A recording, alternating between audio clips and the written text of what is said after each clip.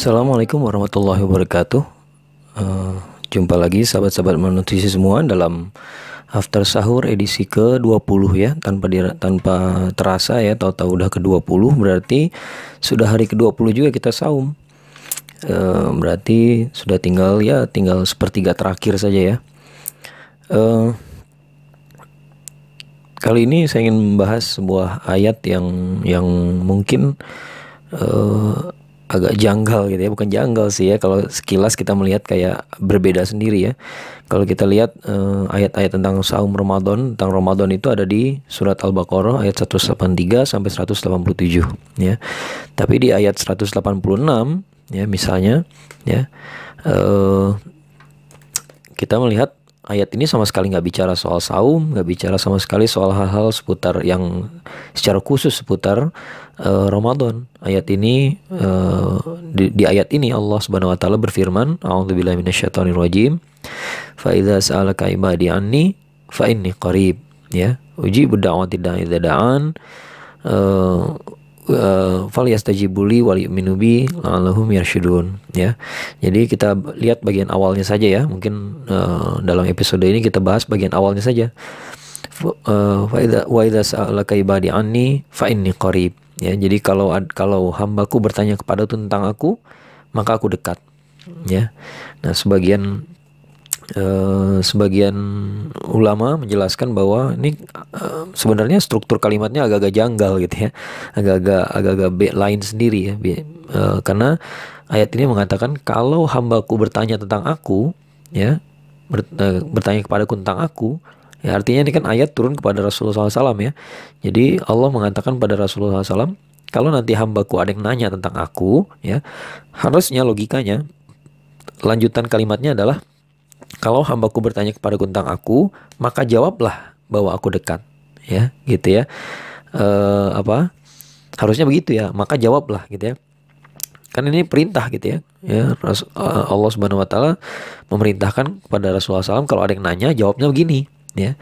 Tapi ternyata kalimatnya nggak begitu, ya. Ayatnya nggak begitu. Ayatnya justru mengatakan, wa idza sa'alaka ibadi anni fa inni qarib, maka aku dekat, ya. Jadi seolah-olah pertanyaan ini nggak perlu dijawab ya. Jadi Rasulullah SAW tidak disuruh ngejawab apa-apa ya, hanya saja bahkan kesan yang muncul adalah fa inni qarib ya, maka aku dekat itu, seolah-olah Allah sendiri akan menjawab pertanyaan itu ya. Allah sendiri akan menjawab pertanyaan itu. Nah, jadi saking dekatnya Allah, maka kebayang gak sih kalau misalnya kita nanya ke seorang teman kita ya, si A gitu ya, A, kamu lihat si B nggak gitu ya, padahal si B itu ada di belakang kita, lebih dekat gitu ya.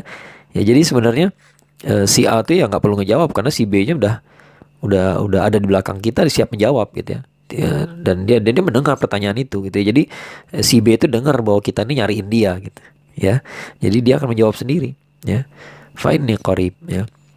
Jadi itu satu hal yang perlu kita resapi bersama, bahwa saking dekatnya Allah Subhanahu Wa Taala, maka kalau ada yang mencari Allah ya, maka Allah sendiri akan jawab ya, nggak perlu ada perantaraan lagi gitu ya. Kemudian hal kedua yang juga tidak kalah menariknya yang bisa saya ambil dari sini adalah bahwa kan kalau hambaku bertanya tentang aku ya, pertanyaannya kan belum clear nih, pertanyaannya soal apa sih gitu ya. Apa sih yang ditanyain soal Allah ya. Kemudian ternyata jawaban dari Allah adalah aku dekat ya.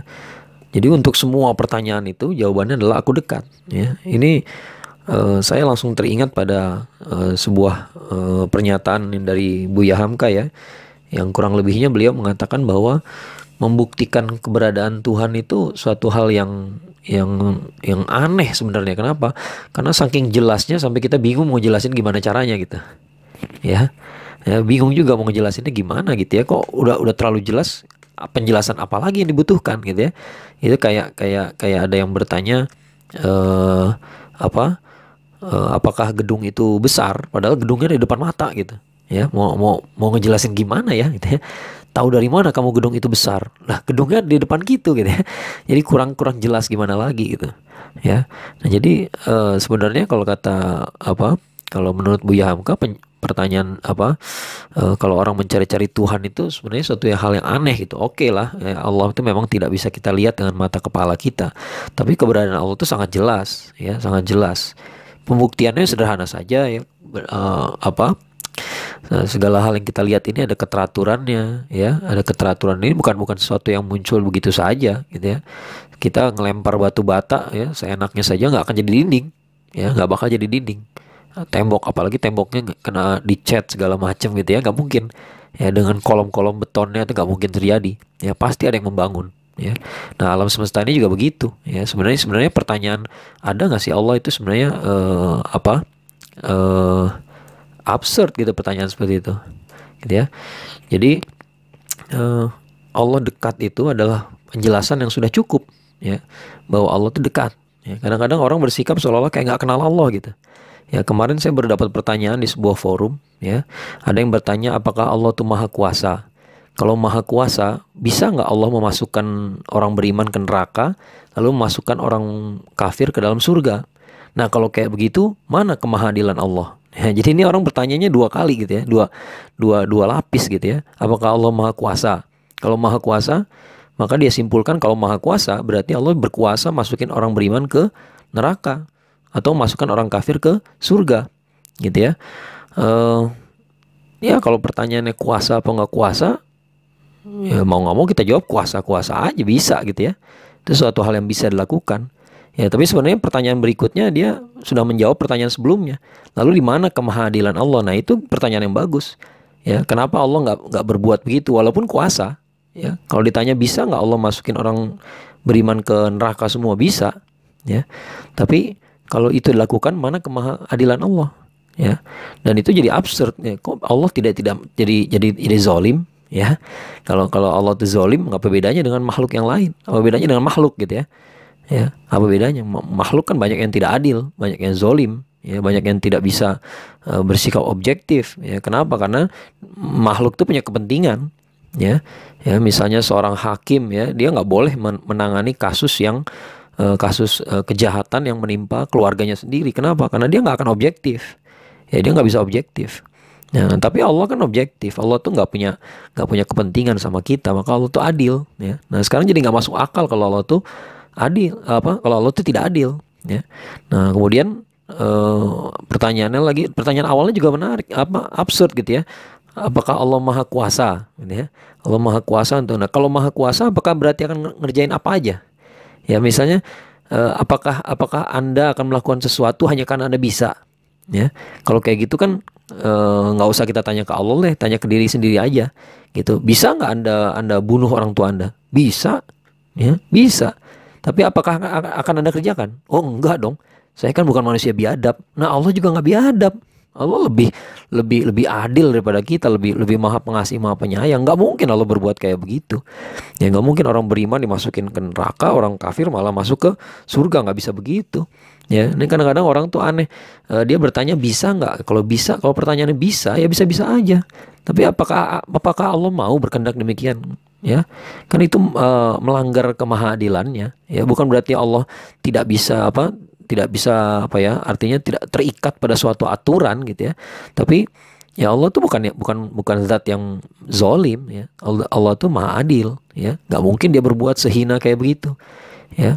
Nah, ini tuh kadang-kadang mungkin inilah akibat dari keracunan ideologi Barat, yang ideologi kebebasan, ya, dimana ya seperti apa ya, saya pernah dengar sebuah lagu yang liriknya begitu, ya, it's my life, I can do what I want, misalnya gitu ya.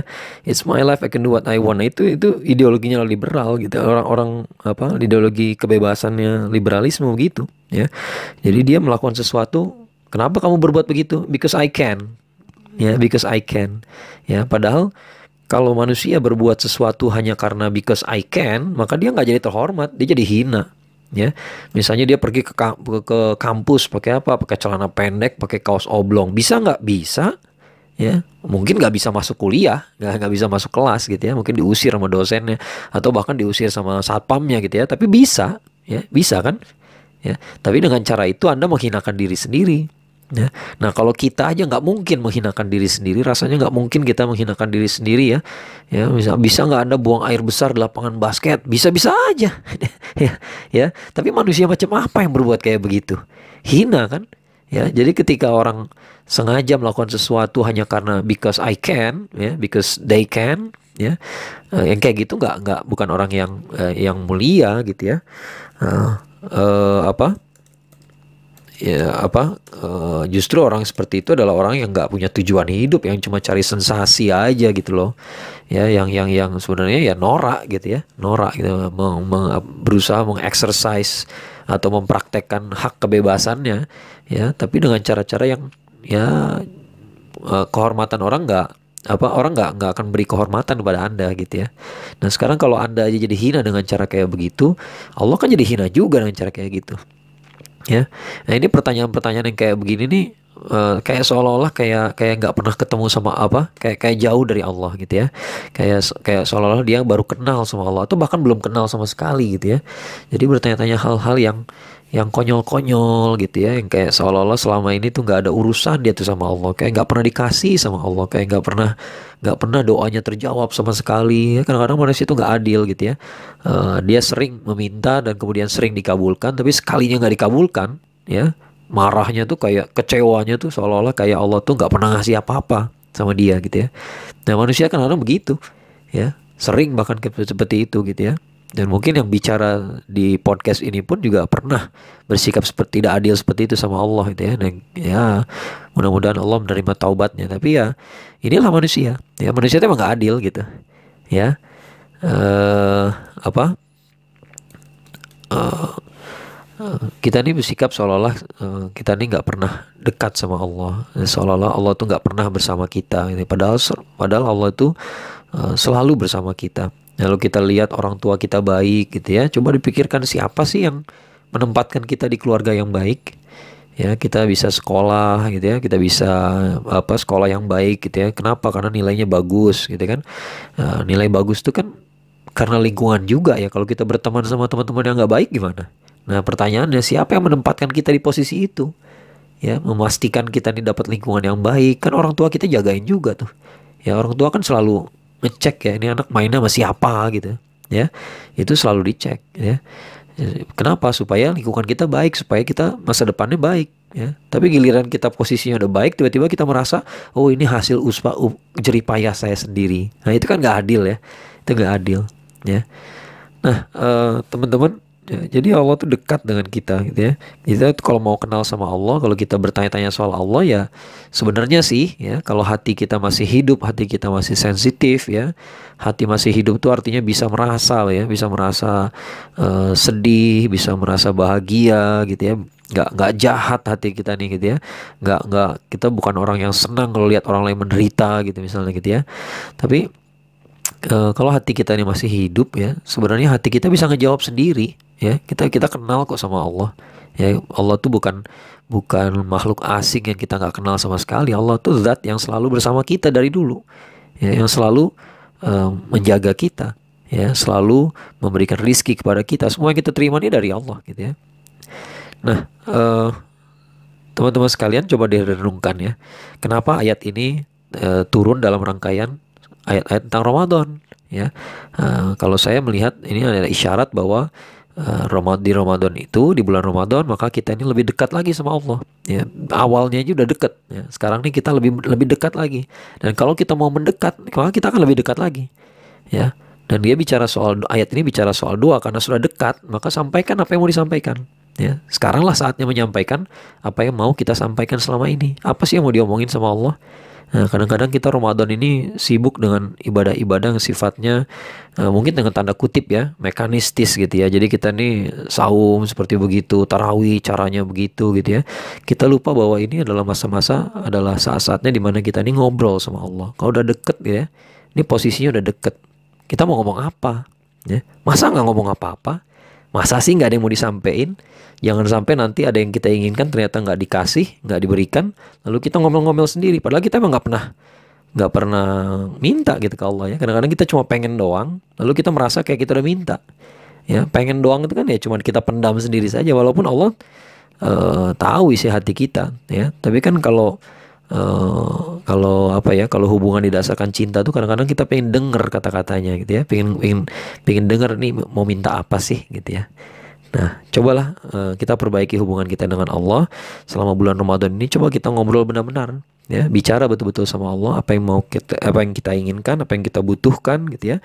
Bicara dari hati ke hati, dari hati kita yang terdalam gitu ya. Allah tuh dekat, nggak jauh-jauh ya. Jadi nggak usah cari perantara, nggak usah teriak-teriak, ya, nggak usah ribet ya. Pokoknya Allah tuh dekat, ya. Sampaikan aja apa yang kita sampaikan. Nah, mudah-mudahan kita jumpa lagi dalam episode After Sahur berikutnya dalam keadaan lebih baik. Sampai jumpa. Assalamualaikum warahmatullahi wabarakatuh.